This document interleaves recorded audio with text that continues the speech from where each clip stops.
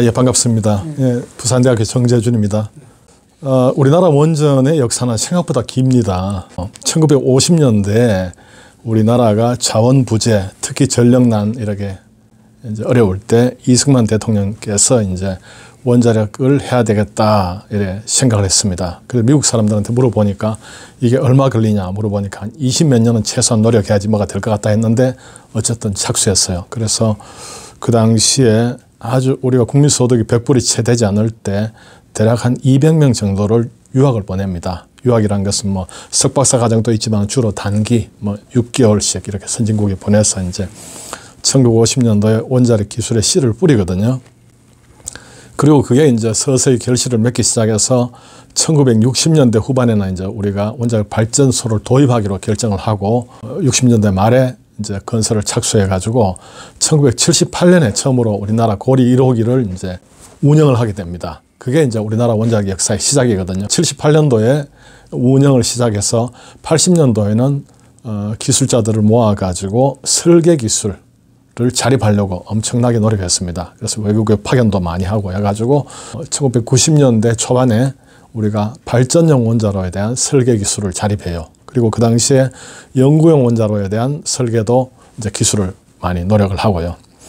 그래서 이제 이 둘 다 성공적으로 잘 마무리됐고 그 결과 우리가 2009년도에 우리가 요르단에 연구용 원자로를 수출을 합니다. 그리고 꼭 일주일 후에 2009년도에 우리나라가 아랍에미레이트에 원전 4기를 수출하거든요. 50년대 아무것도 없는 데서 도입해가지고 2009년도에 우리가 이제 선진국이 수출하게 된 건데 이게 얼마나 대단한 일이냐를 보면요. 2009년 당시까지 전 세계에서 원자력 발전소를 통으로 수출한 나라는 5나라밖에 없었습니다. 혹은 6나라 할 수 있는데 그게 누구냐 하면 미국, 러시아, 그다음 프랑스, 그다음 캐나다, 그리고 여기에 이제 우리가 5번째로 한국이 붙었고요. 사실은 엄밀하게 보면 우리가 6등인데 독일이 또 수출한 적이 있었습니다. 그리고 원래 우리 앞에 5나라가 수출한 적이 있었는데 독일은 90년대 원자력 기술을 포기해가지고 싹 기반 자체를 없애버려요. 그러니까 실제 수출 역량을 가진 나라가 우리가 5번째가 된 겁니다. 그러니까 우리가 진짜 그 유엔 원조 받던 나라가 불과 몇십 년 만에 아랍에미레이트에다가 선진국들하고 경쟁해서 그 당시에는 누구하고 경쟁했냐 하면 미국의 웨스팅하우스 그리고 프랑스의 프라마톰 그 다음 우리나라 팀 코리아 이렇게 붙어서 우리가 수출을 해내거든요. 그러니까 얼마나 큰 승리인가. 이제 우리나라 원자력 기술이 어디까지 와 있나 하는 걸 보여주게 됐고 최근에 이제 체코에 원자력 발전소 수출하게 됐지 않습니까? 그래서 이런 과정을 통해서 저는 이제 우리나라 원자력 기술을 아마 우리 시청자들께서 아마 짐작할 수 있지 않을까. 발전용 원자로에 대해서는 세계 탑이다. 설계 기술, 건설 기술, 운영 기술 탑이다. 이렇게 보시면 되겠습니다. 우리가 체코 원전을 할 때는 아시다시피 이제 우크라이나 전쟁이 되고 있었잖아요. 요즘 분위기에서 어떤 큰 원자력 발전소 공사가 입찰이 벌어지면 들어갈 수 있는 나라가 딱 정해져 있습니다. 미국, 그 다음에 프랑스, 그 다음 한국, 그 다음에 중국, 러시아. 중국, 러시아가 의외로 강합니다. 특히 중국은 엄청나게 많이 지었고 러시아도 건설 경험이 굉장히 많거든요. 근데 이제 이 전쟁 덕분에, 전쟁 때문에 사실은 체코로서는 러시아나 중국 거를 수입하기가 좀 쉽지는 않지 않습니까? 그러니까 어떻게 보면 이제 원천적으로 이제 강한 라이벌이 한 두어 팀이 나갔다고 볼 수 있고, 그 다음에 이제 이 세 팀은 그러니까 프랑스, 미국, 한국은 UAE에서 다 만나가지고 우리가 이제 경합을 벌인 적이 있고, 그때도 이겼고 우리도 이긴 겁니다. 이제 이긴 거는 이제 원래 제한한 돈에 제한한 시간에 발전소를 우리가 시공한 능력 때문에 이제 우리가 탁월하거든요. 우리나라가 미국이나 프랑스 원전 가격의 한 건설비의 50%에서 한 60% 안에서 우리가 지을 수 있습니다. 그게 이제 우리가 뭐 설계 기술도 뛰어나지만 시공, 그 스플라이 체인 관리, 규제 대응 이런 것들이 뛰어나기 때문에 이제 결국은 이제 그거의 승리고. 근데 이거의 이제 장점을 제가 하나 이제 자랑스럽게 말씀드리자면 원자력은 규제에 대해서 굉장히 민감하거든요. 그런데 체코가 그 독일의 그 서쪽에, 독일의 동쪽에 있지 않습니까? 유럽 전역으로 보면 이제 유럽이 중심인데 유럽 규제가 굉장히 까다로워요. 프랑스는, 그러니까 프랑스, 그다음 독일, 체코 이렇게 되어 있는데 프랑스는 오래된 그 이제 유럽의 대표 주자지 않습니까? 그래서 그런 규제에 대해서 밟고 잘 대응할 수 있는데 우리가 이제 그런 데를 상대로 입찰해서 이겼다는 자체는 우리가 그만큼 이제 매력이 있다 이렇게 볼 수가 있습니다. 그다음 이제 하나 그래도 조심스러운 것은 이제 우리가 UAE에는 국내에서 지은 경험이 있는 1400메가와트짜리 발전소를 4기를 우리가 수출을 했거든요. 근데 체코는 나라가 조그만해서 1400메가와트짜리를 쓸 수가 없고 그분들이 원하는 건 1000메가와트짜리입니다. 그래서 우리가 가지고 있는 설계를 축소해 가지고 1400을 1000짜리로 해서 이제 2개를 수출하는 겁니다. 우리가 과거에 1000을 지은 적이 있는데 이거는 계량형 1000이라서 이게 처음 시도이기 때문에 이제 다소 주의해야 될 부분이 있는데 뭐 건설 자체는 큰 무리가 없을 것 같습니다. 그리고 이제 우리가 우선 협상 대상자가 됐고 그때 내린 결론은 뭐냐면 2025년 3월까지 최종 계약을 맺는다. 이렇게 하면 우리가 이제 계약 규모가 대략 2기에 20조 정도 하는 건데 그러면 어떤 부분은 누가 하고 어떤 부분은 누가 하고 뭐 이런 부분에 대한 협상. 그리고 체코 입장에서는 자기들 부품 많이 넣고 싶을 거 아니에요. 그죠? 우리가 그랬잖아.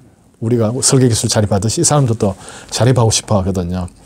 그럼 그 사람들 자립하면 우리 입장에서는 손님도 잃고 부품도 잃는 건데 그런 거에 대한 협상을 우리가 3월 말까지 마무리하겠다 해서 지금 아주 이제 치열하게 아마 그 협상을 진행하고 있을 겁니다. 그래서 이제 그 협상이 잘 되면 우리 몫이 커지는 거고 경우에 따라서는 사실은 체코를 또 키워주면서 같이 또 유럽을 진출하는 이런 것도 있고 해서 뭐 지금 상황이 복잡하고 조만간 그러니까 3월이면 결과가 나올 것 같습니다.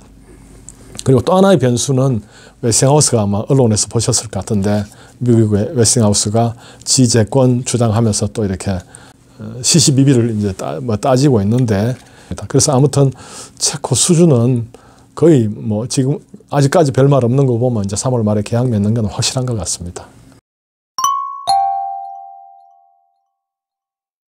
중소형 원자로가 거의 뭐 대세처럼 이렇게 많이 이제 개발되고 있습니다. 먼저 이제 중소형 원자로가 뭐냐 하면 설명드리려면 기존의 대형 원전을 좀 설명을 드려야 돼요.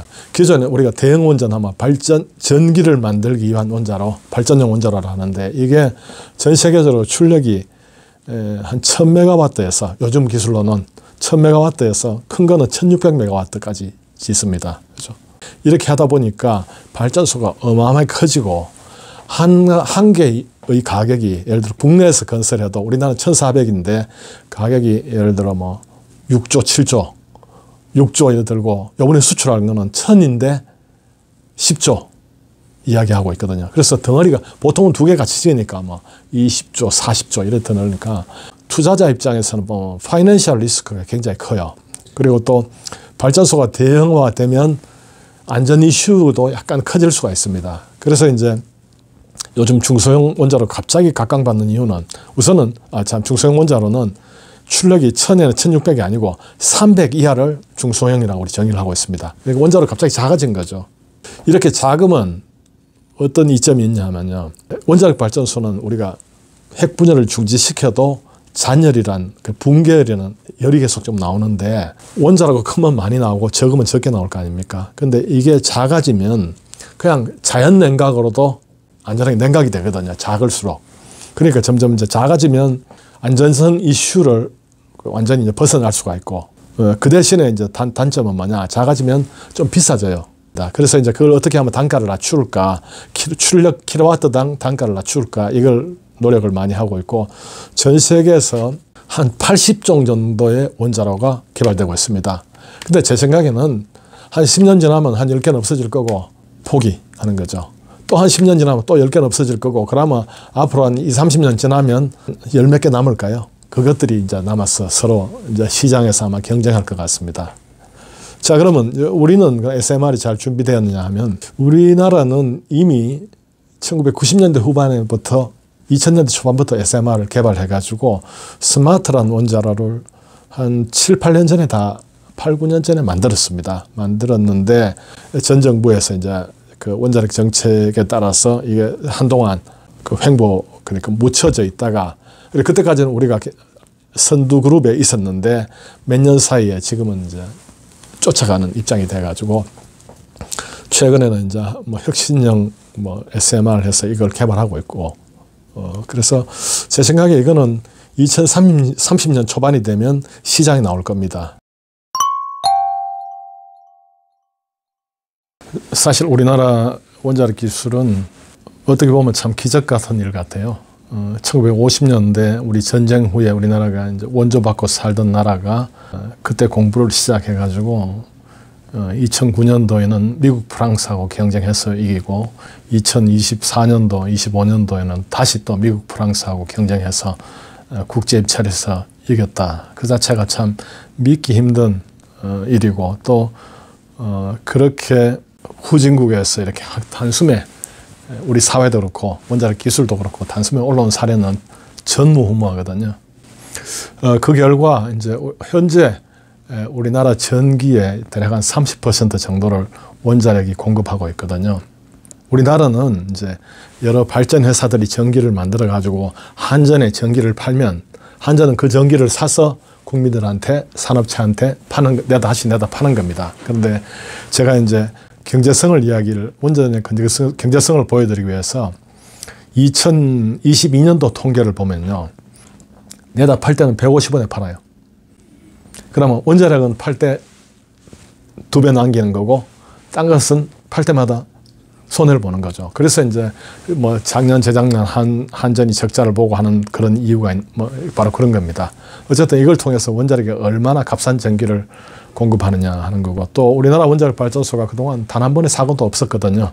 방사선 사고 없었습니다. 안전하게 공급했고 또 하나 원자력은 또 미래에도 굉장히 중요합니다. 우리가 전 세계가 2050년 탄소 중립, 이산화탄소의 순배출을 0으로 만들겠다 하는데 원자력 발전소는 거의 탄소 배출을 거의 하지 않거든요. 그래서 이거는 또 상당히 또 미래지향적인 에너지다. 그런 면에서 이제 우리가 과거에도 잘했고 미래도 참 중요한 역할을 할 거라 하는 생각이 들고요. 특히 요즘 뭐 또 인공지능이다 뭐 해서 데이터 센터 이렇게 하면서 전기의 수요가 예상과 달리 훨씬 더 많이 또 급증하고 있어요. 그래서 미국 같은 데서는 거기에 대한 대응 방안으로 원자력을 열심히 이제 더더욱 열심히 개발하고 있습니다. 감사합니다. 네.